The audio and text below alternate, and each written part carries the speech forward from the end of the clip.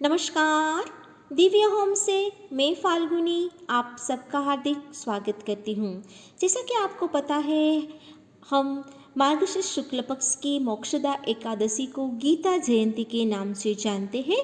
तो आइए इस वीडियो में चर्चा करते हैं हिंदू सनातन धर्म में श्रीमद् भगवद गीता का क्या महत्व है तथा श्रीमद् भगवद गीता और मोक्षदा एकादशी में हम कैसे विधि विधान से पूजा करके हमारे कर्मों का क्षय करके मोक्ष की ओर आगे बढ़ें।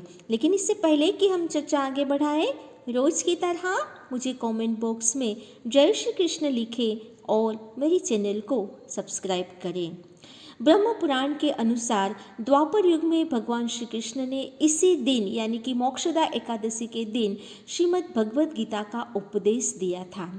श्रीमद् भगवद गीता भगवान श्री कृष्ण की श्वास और भक्तों का विश्वास है।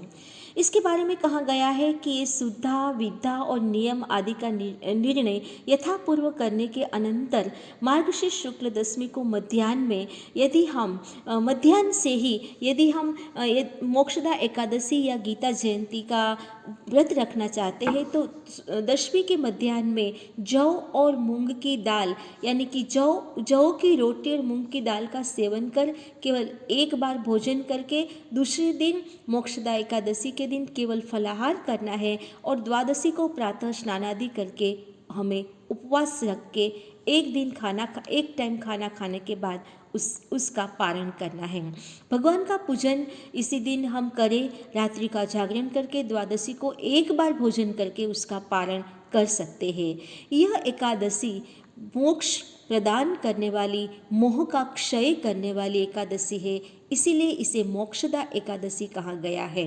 वैसे भगवान श्री कृष्ण ने श्रीमद् भगवद गीता में कहा है कि मासों में मार्गशीर्ष मैं हूँ, क्योंकि भगवान श्री कृष्ण का श्वास और भक्तों का विश्वास श्रीमद् भगवद गीता का इसी दिन उपदेश भगवान श्री कृष्ण ने श्री अर्जुन को दिया था। भगवद गीता के पठन पाठन श्रवण एवं मनन चिंतन से जीवन में श्रेष्ठता के भाव आते हैं। गीता केवल लाल कपड़े में बांधकर घर में रखने के लिए नहीं है, बल्कि उसे पढ़कर उनके संदेशों को आत्मसात करने के लिए है। गीता का चिंतन अज्ञानता से हमें आत्मज्ञान की ओर प्रेरित करता है। इसीलिए इसी दिन हमें मोक्षदा एकादशी के दिन जिस तरह से पूरे विधि विधान से भगवान विष्णु की हम आराधना और पूजा करते हैं, इसी तरह से श्रीमद् भगवद गीता के पुस्तक की भी पूरे विधि विधान से पूजा करना है। पीले कपड़े में चौकोर पे पीला कपड़ा बिछा के भगवान विष्णु की जो प्रतिमा या मूर्ति आपके घर में है उसके सामने श्रीमद् भगवद गीता को हम स्थापित करेंगे। उसे पूरे विधि विधान से यानी कि रोली मोली चंदन चावल आदि से अक्षत फूल पुष्प और फल आदि से उसका विधि विधान से पूजा करके उसके चरणों में अपना शीश नमा के उसका एक पाठ का अध्ययन करके बाद में गीता सार का भी अध्ययन करना है। गीता ये मंगलमय जीवन का ग्रंथ है। गीता केवल ग्रंथ नहीं, लेकिन कलयुग के पापों का क्षय करने का अद्भुत और अनुपम माध्यम है। जिसके जीवन में गीता का ज्ञान नहीं, वो पशु से भी बदतर है। भक्ति बाल्यकाल से शुरू होती है, लेकिन अंतिम समय में भगवान का नाम लेना कठिन हो जाता है। अतः गीता का स्मरण और मनन चिंतन हमें बाल्यकाल से ही करना चाहिए, क्योंकि ये दुर्लभ मनुष्य जीवन हमें बार बार नहीं मिलता है।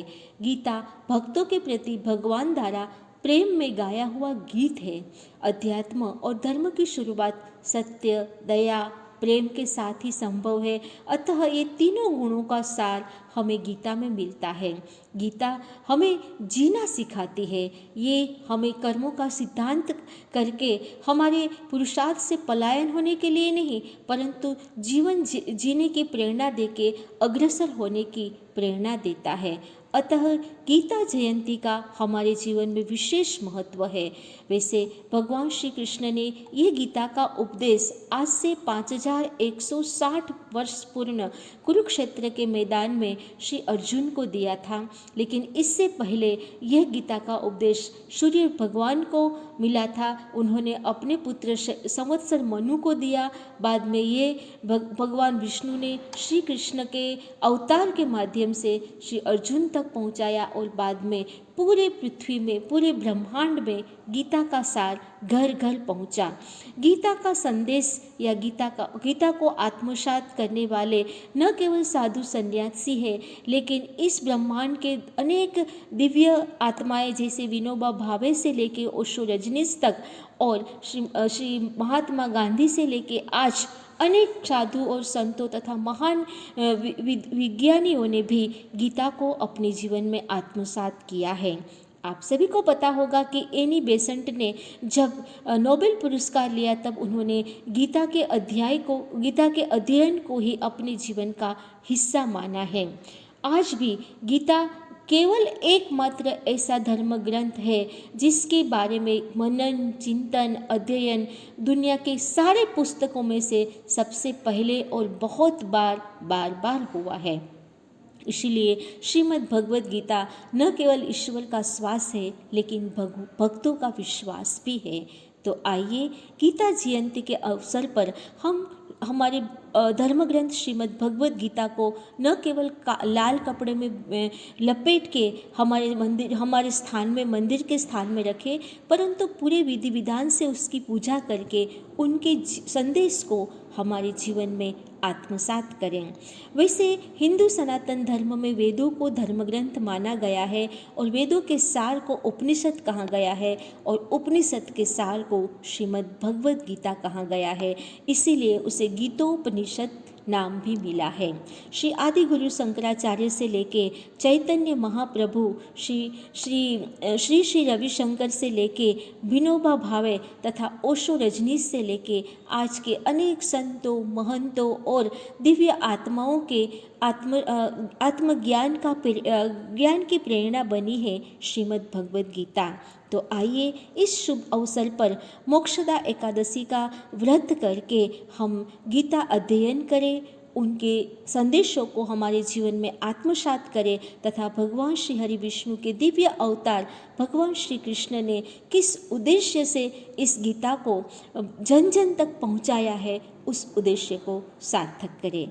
मेरे साथ जुड़े रहिए दिव्य होम में। नमस्कार, धन्यवाद।